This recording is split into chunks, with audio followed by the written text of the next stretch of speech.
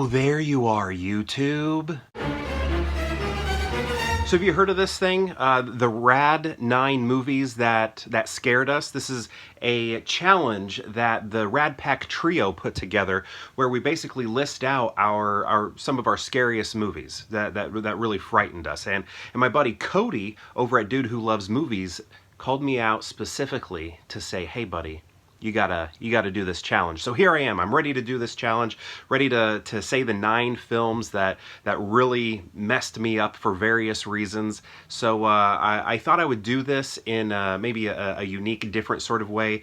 I wanna list these movies while battling something else that really scares me. High cholesterol. So not only does high cholesterol scare me, but this bike that I'm actually on, this exercise bike, does a little bit too, because I haven't used it since the kids stopped napping. I used to exercise during their nap time, and they stopped napping around 2021. So this has been a long time since I've done anything like this. So let's get to the 9 movies that scared me. I like to start with an honorable mention, and this is not a horror film or anything, but when my wife and I, when we were, looking to have kids, we watched this movie called Project X, and it's not the Matthew Broderick one. I'm talking about the one from 2012. I can't believe this movie's over 10 years old now. But this movie is like about a teen house party, high school house party, and things just go wild. Like, it is out of control. And like I said, we were, trying to have kids at the time, and it just really frightened me about what was in store for my future. So I always said, out of all the movies I own all sorts of horror films and things like that, but this is the one I'm gonna lock away. I'm gonna put in a vault somewhere so that the kids can't watch it. I don't want them getting any ideas. Okay, so to the RAD 9. Let's start with number 9. And this order is somewhat of an order, but also not really. Okay, number 9 is Cocoon. Now, Cocoon was a movie where the scariness factor of it wasn't like jump scares or anything like that. It was more of an uncomfortable feeling of those glowing aliens. And like, it was like I felt safe during the movie. I know good things were happening during the movie, but just those visuals, maybe the tone, maybe some of the score, all of that was just pretty frightening. So number 9 is Cocoon. Number 8, sort of a similar thing. It's not like a horror film, but it made me feel uncomfortable as a kid, and that's Enemy Mine. And I haven't seen this since I was a kid. And I've probably only seen it a few times. What I remember most about it are unique Pepsi cans, like a Pepsi bottle that is in a really unique shape. And then also on top of that, I'm gonna be sweating. I sweat a lot. On top of that, in Enemy Mine, there's this like alien, and the way he spoke, the way his teeth looked, the way the lizard-like skin looked, all of that just made me feel very uncomfortable. And I don't know, really messed me up as a kid, I guess. And I haven't seen it since I was young, so maybe if I were to revisit it today, it wouldn't have any effect on me. But that was like an image that was just seared into my brain, being afraid of that alien. Okay, number 8, and he was a good guy too. He was a good guy, so he didn't deserve my fear. But again, something with the speak. I think he had like a some sound like that, as that was a part of his voice. Dennis Quaid's in the movie too. Okay, number 7. No, number 7, to the title, I actually had to get from my buddy Tony over at Masters of the 80s, because I just remembered a scene. I only remembered a scene, and he knows a lot about sword and sorcery movies and sword and sandal movies and stuff like that. So I was like, hey Tony, I got a scene here. Can you tell me what the movie is? And there was this scene that my cousin would actually recreate with me. And so basically it was like, the way I remembered it, the way I described it to Tony was, we have a bunch of humans, right? And I think they're sitting around a campfire, maybe in the woods, and then out of the woods come these like man-in-suit type bats. Maybe their skin is green or gray or something like that, and they have like these big old bat wings, and then they come up to a person and then envelop them in those wings. And then as they're doing that, well, actually I can't remember if like noises were happening or anything like that, but they would open their wings and to the ground would just fall their skeleton, their bones, completely, fully stripped of flesh. And I was like, Tony, does this sound familiar? He's like, yeah, that's Beastmaster. And I was like, what? Because I look fondly upon Beastmaster. And like, I remember watching it as a kid. I have other memories of that movie, but I think what I did to like preserve the safeness of Beastmaster in my head as a child, like I probably watched this in the 80s and not since, was I'm thinking I like took that scene and stripped it, took it out of the movie so that I could maintain positive memories of Beastmaster, because I just didn't connect the dots. I was like, no, I like Beastmaster. And he's like, here it is, here's the picture, man.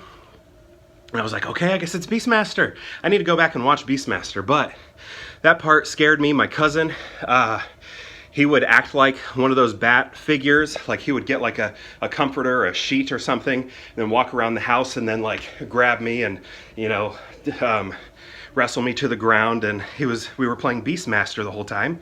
I mean, I guess I knew it at the time, but it was later in life where I stripped it and separated it from the rest of the film. Because again, I have positive memories of watching Beastmaster, but that part, I just must have wanted to black it out or separate it from the rest of the movie. So number 7 is Beastmaster. Number 6, now this one's a little bit embarrassing because it's a movie I love, and I would probably say it's my second favorite movie of all time. I mean, it's up there in the top 5. And that is Jurassic Park. But here's the thing, it only like scared me one day. Only one day, and that was opening day at the theater. I was at the theater with my neighbors. They had a kid that was a year older than me, so they invited me to go with them. This was opening day. The theater was dressed to the nines in like jungle look, and there were tiki torches everywhere and just all sorts of different things going on. And after we watched the movie, I enjoyed it, it's scary when it needs to be scary, all of that, but I was fine afterwards. I remember my sister was with us. A news reporter came up to us with a microphone, and they were like, were you afraid during the movie? And I said, nah, I wasn't afraid. She was, though. And I point over to my sister, and then, we talked to them a little bit. I didn't catch it see if we were actually put on the news or not, but then they, moved on to another family. But that night, so I was fine with the movie and everything, but that night when I went to bed, I remember I went to my dad and I asked him for a nightlight, because I just kept imagining velociraptors at the foot of my bed. I kept thinking about velociraptors at the foot of my bed. And so it was just a one night thing, but it really freaked me out. And only that night. I never had a problem with Jurassic Park after. I really didn't have a problem with it as I was watching it. It was just that night, laying in bed, I started picturing velociraptors at the foot of the bed. Like, I can even picture my the blankets that were on me. Had this like purple, like felt sort of blanket, and I just remember like sort of looking down and just imagining raptors. So that one scared me, and again, it was just a one-time thing. Number 5, here's one that was just another distant memory similar to Beastmaster, and this was one I'd always had in my head, just little bits and pieces, and I didn't know what the movie was until the internet came out, and then I like searched for the different things that I remembered for it, and then I eventually found out what the movie was. Again, this is one that I probably watched only in the 80s and not since. And I was very young in the 80s, right? I barely born into 1983, barely squeezed in. And that is The Gate, Stephen Dorff, right? The Gate. And he was a child actor. And what I remembered from it, like things that I typed into, I don't even know if Google was a thing yet, whatever the search engine was. It was probably early days of Google when I figured it out. But I think I typed in like rocket and eyeball in hand and stabbing the eyeball or something like that, because these were just images just floating around in my head while I was growing up. And I was just like too young to know movies had titles and things like that, I guess, because I just didn't lock any of that away other than the frightening imagery. And I remember watching that at my neighbor's house, the ones that took me to Jurassic Park. They really introduced me to a lot of movies and you know, horror films and stuff like Monster Squad and stuff like that, The Blob. But yeah, they showed me the gate, and I had those images floating around in my head, and it was pretty freaky. I have not revisited the film since the 80s, so it's one that I should get to rewatch. But yeah, I wouldn't know the title if it weren't for the internet. I'd still just have these images in my head, floating in my head, not knowing what the movie was. Okay, number 4. This is another one that I haven't watched since I was very little, but it made an impression. And a lot of these, I think, the reason I haven't gone back to them is because they were, you know, I know traumatizing is probably too big of a word, but, you know, that. So the next one was Poltergeist 2. Not Poltergeist 1. I watched Poltergeist 1, 2, and that was, you know, scary, but it didn't leave a freaky impact, right? Just like a very scary impact on me. And the things that did, well, first was that, like, old man, right? That skeletal old man, just his image, like, he was frightening. He was scary. I had a tough time with that image. And I actually blocked out of my brain for a while. He wasn't one that, like, maintained in my head. It just, like, recurred to me later in life. But the stuff that I, like, really made an impact and stamped into my brain, my memories, was the tequila worm. The tequila worm, I mean, that was like something I'd never seen before.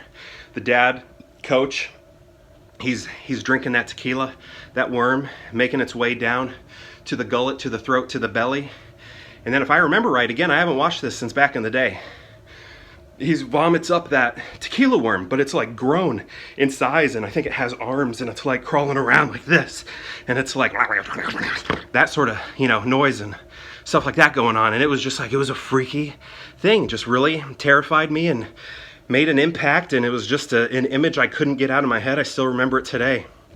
But it wasn't so severe that I blacked it out like I did the skeletal dude. I mean, he didn't pop back up in my brain until much later. All right, so that was number 4. That was Poltergeist 2. Number 3, speaking of things being blacked out of your memory, was Pet Sematary. Now that movie, like, it has freaky scenes in it, scary stuff. I remember, you know, the little babe from Kindergarten Cop. What's his name? You remember his name? Miko? He was Miko. I can't remember now. You know, he's eating Herman Munster's. What is a ute? Throat out, right? Just eating it. So, I remember that. That was, you know, scary and everything. But there was moments that I blocked out. And that was the Zelda stuff. Zelda literally took her out of the movie and blacked her out. Didn't think she existed. Like, I didn't remember anything from her. And then when I think I was in graduate school, me and my buddies were just talking about horror films, or maybe we were getting ready to watch Pet Sematary. And I was like, oh yeah, you know, I haven't seen it in so long. And somebody, like, mentioned Zelda. And then when they did, all those memories just reformed in my head. And I was like, oh man, I haven't thought about this stuff. I literally blacked out a memory of a film. I blacked out Zelda to preserve myself, to ensure I could grow up and not be full of fear. And then we watched the movie, and it was just clear. It was just a dude in all sorts of makeup, right? I mean, still scary, but as a kid, I mean, it's all just real. The backbone, the shoulder blades, all that stuff. It was just so, the feeding stuff, all of that was so scary. And again, I blacked it out, and it wasn't until later when I finally remembered what that was. And I remember also when I was watching at my dad's house, and it was late in the night, and I don't know why he was letting me watch it. I was real young. I don't know, my parents really didn't have restrictions on what I could and couldn't watch. So we're watching it, but he kind of looked over, and he could see I was scared. So he turned it off, and he was like, here, we better stop watching this. So, get to bed. And I'm like, bed's the last place I want to be. I don't want to be in a dark, scary room after watching this. So, you know, we did turn it off. But I do remember the next day I asked my dad, like, what happened through the rest of the movie, and he gave me the rest of it. So then but I didn't see the complete film until much older. I think it was that time when I was in grad school, yeah. So I did finish the movie in my like mid-20s. Okay, so that was number 3. Number 2, The Exorcism of Emily Rose. Now this one is really the only one that scared me as an adult, because I feel like I don't get too terrified other than, I get little jump scares here and there with movies, but that even happen like in action movies.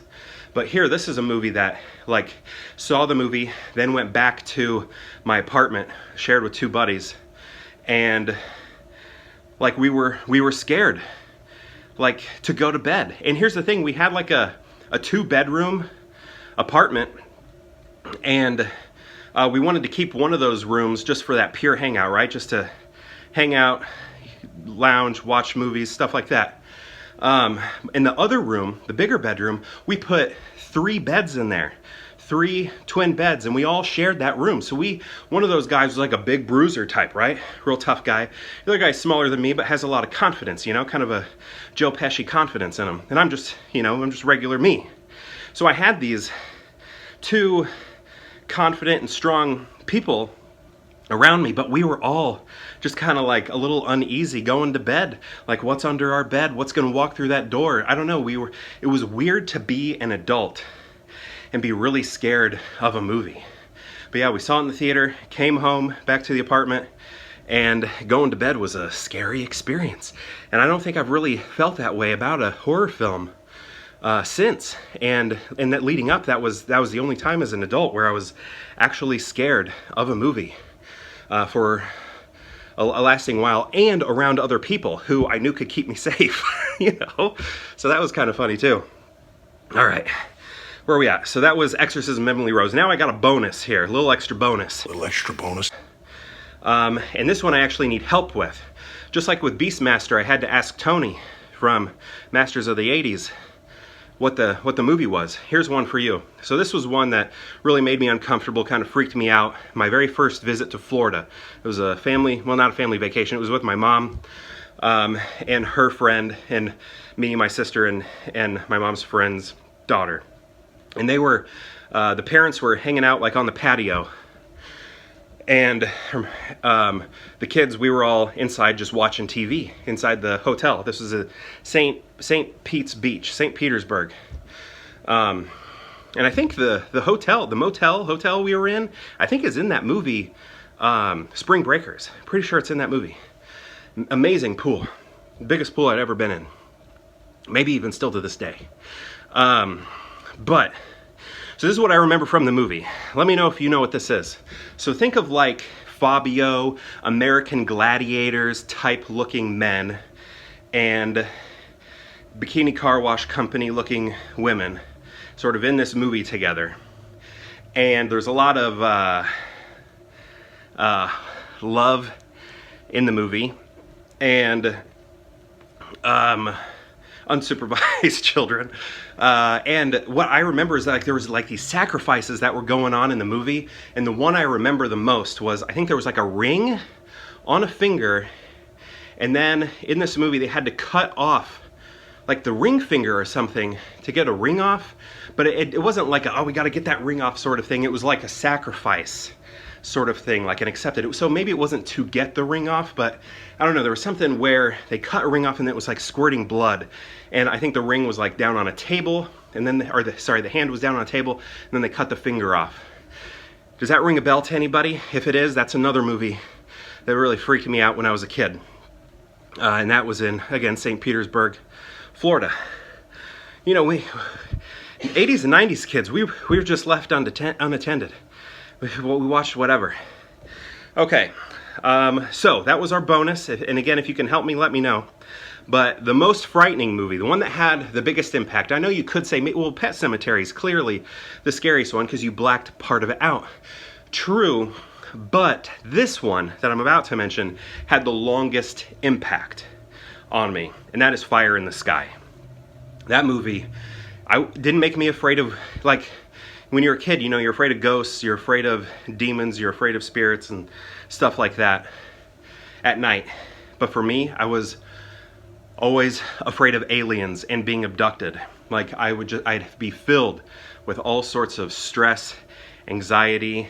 I just felt like I was like picturing aliens surrounding me and stuff like that as a kid, like actually seeing them. And I would just go to bed crying, trying to be as quiet as I could to not wake my parents, because it was embarrassing. Like if they were come in, this did happen one time. My dad came in, he's like, "Are you okay? What's wrong?" And I was like, "I'm embarrassed to tell you." And he's like, "No, it's okay." And I was like, I mean, he handled it really well. He was really comforting and everything. But I was like, "I'm afraid I'm going to be abducted by aliens." And that's because of Fire in the Sky. Fire in the Sky mixed with like, you know, X-Files commercials, mixed with like, there was just like all sorts of alien stuff going on in the 90s, right? Aliens were a big thing. I'd always heard it was the second most researched topic, UFOs and aliens, on the internet in the 90s. Second most. You can probably guess what number one was. Yeah, that movie just scared me. The whole, you know, they got him laid down there on the table and they put that like latex over him. That was just really spooky. It was very, very scary, unsettling, like the suffocating, the breathing in, all of that was very, very hard for me to watch. And then they cut it open, the goop in the mouth, the eye stuff, just also the way the aliens looked. That was just very unsettling, and it was a similar look to sort of like the things from Cocoon and Close Encounters, and you know, just an alien look, but there was something more like tangible about them, more lifelike. I don't think it quite holds up like it does today, but back then it was too much. It was terrifying. Definitely had the longest impact on me going to bed scared as a kid. Now at my mom's house, I had a TV in my room. And I eventually got one in my dad's house, and that's, I think, when things settled down for me. But I had a TV in my room at my mom's house. So that kept the aliens at bay, and just, you know, I felt safe with that. So that didn't bother me. I never had problems when I was at my mom's house falling asleep because I had that TV on. I eventually got one at my dad's house, and then I was scared of nothing when I was going to bed. But I had a TV in my room until the day I got married.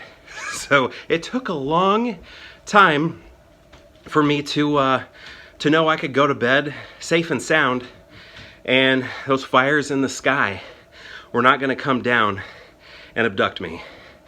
But anyway, that is my RAD 9 movies that scared me, plus the honorable mention and the bonus one. Again, help me out with that if you know what I'm talking about, because I can't remember what it is, and I only remember that tiny bit from it. But hey, Rad Pack, this was a really cool challenge.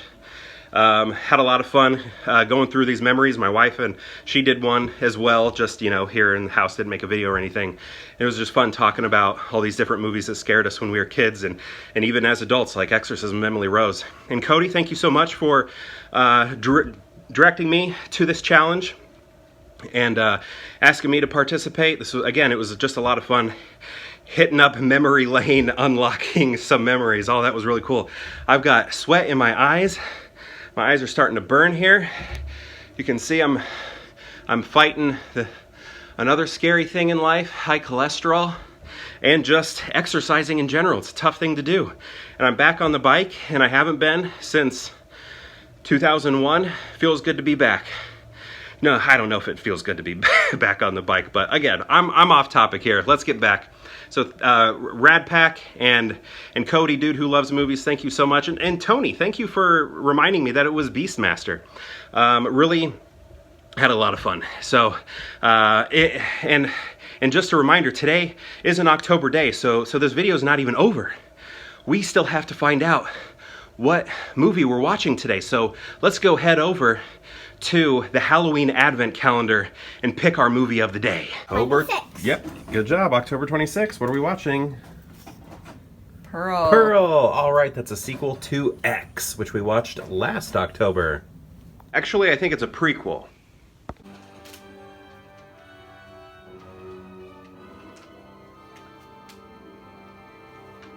So I thought Pearl was a major step up from X. I remember X being just sort of regular to me. I wasn't that impressed with it.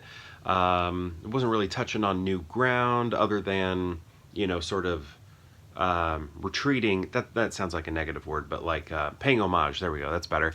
Homage to like 70s slasher films type stuff like that. And I also remember like it was super dark. Like I felt like I'd barely see it, but I did watch it on a streaming service, so maybe it just wasn't doing that great. But this time we rented it. We rented it on, I think we had it on Blu-ray, pretty sure. Is that what I put in? Yeah, I put in a Blu-ray.